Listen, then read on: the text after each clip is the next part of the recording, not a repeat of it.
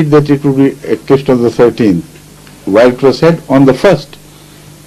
So it had to be the first of the moon, of the nights of eclipse of moon, and the middle day of the days of the eclipse of the sun.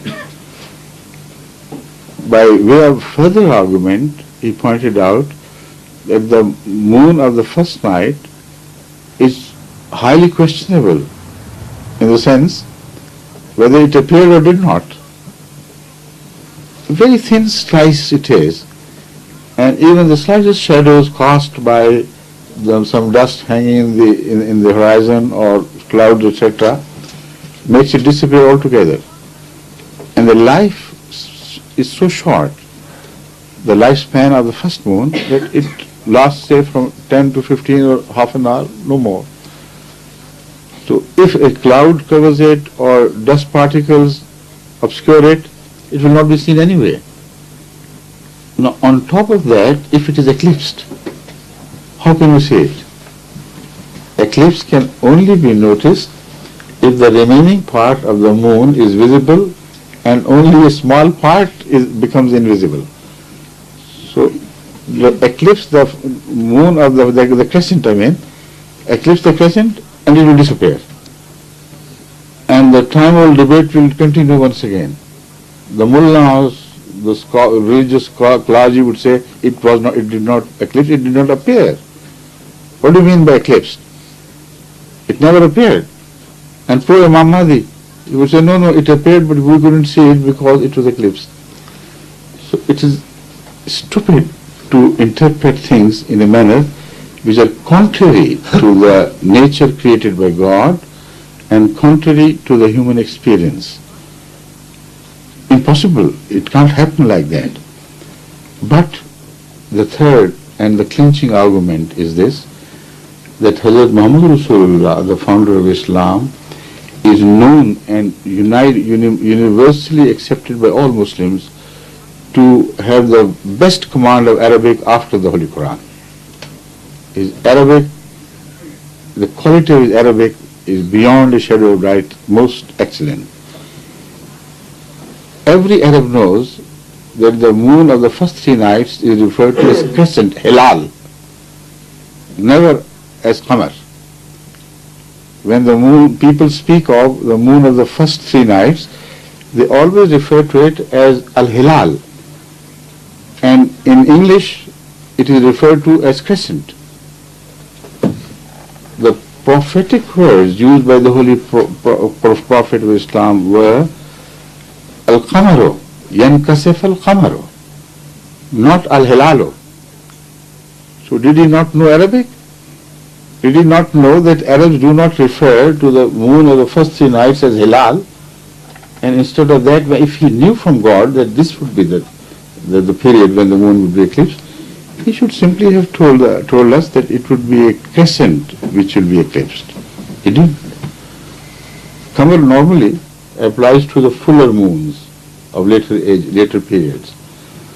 So looking at it from all angles, it leaves us no room to escape from the powerful message delivered by this prophecy, and its roots are in Jesus Christ. He prophesied first. No other prophet ever before spoke of somebody appearing in his similarity or his reappearance and pointing out that this sign will appear on the heaven. So it had to be fulfilled by his likeness, the one who would appear in his name and in his character. And this is exactly what happened. Huh? Okay. Any other question, please? Holiness, my name's George. It was mentioned on the television news last week. Hello, yeah. It was on the television news last week that scientists seem to agree that all alcoholic drinks are beneficial in some degree. In view of that, can you still stick by the strict Muslim ban on alcohol? And it's not a question of scientists alone. It's a question of scientists, and it's a question of moralists, and it's a question of criminologists. their opinion put together should be considered.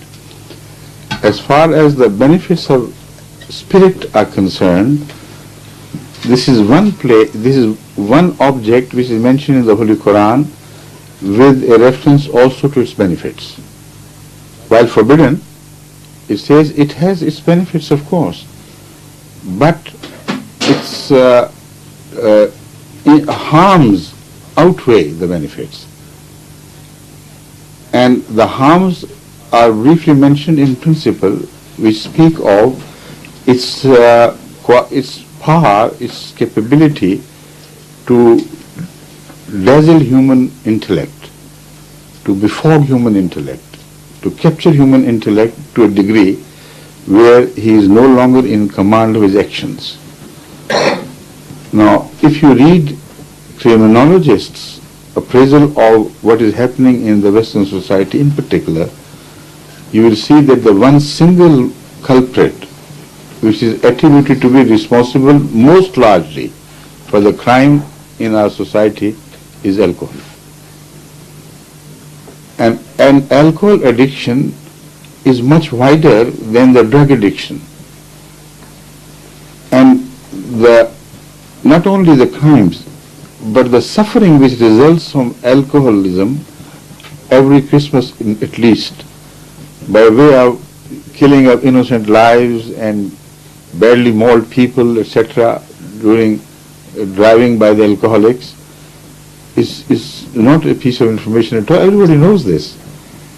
Moreover, once I read a report in some British magazine which spoke of the crimes committed against women in a society which is unfortunately less advantageous economically, the lower rung of the society, of labour, etc. Now, that report was very clear on this, that most of the crimes committed against poor women in the lowly placed society are done under the influence of alcohol. And most of the deprived children must blame alcoholism of their parents or their father, because the earning which they have is not sufficient to be able to maintain a decent standard for the whole family, plus provide for their special weakness for alcohol. So they go to the pubs and return drowning their fears, drowning their sorrows, apparently at advantage, but also drowning all their sense of moral values and abusing their own wives, smashing their heads against walls, being cruel to the children, destroying the peace of home. So if you study the whole case without any prejudice, just neutrally, you will come to, I believe you will come to the same conclusion as I have myself come, that if you remove alcoholism from British society, drinking from the British society, it will turn into a much better and attractive place to live, and with very little of crookedness and crime left in this. The second thing which I want to point out is that evil addictions can also be determined by the children they give birth to. You see, if you are a milk drinker, for instance, teetotaler,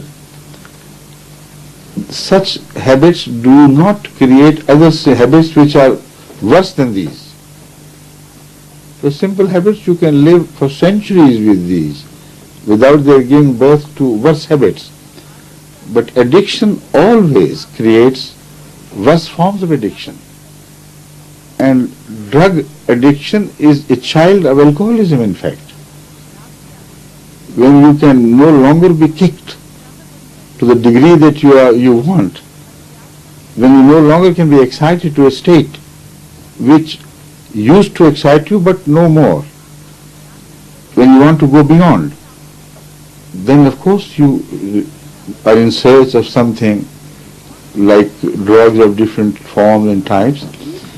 And this drug addiction according to my study, is definitely born out of the alcoholic addiction before it.